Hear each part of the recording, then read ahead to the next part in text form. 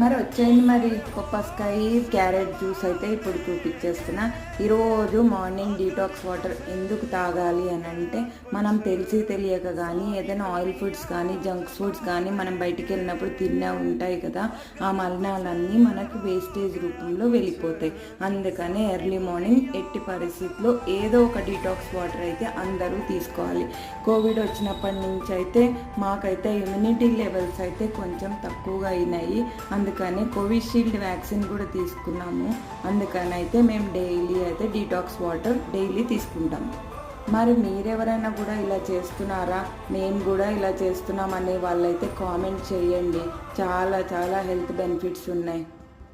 Carrot juice అయితే చాలా benefits ఉన్నాయి. నేను వీడియో చూస్తూ కింద కూడా పారేసా చూడండి. బాయ్, మరి సబ్స్క్రైబ్ చేసుకోండి. Thank you.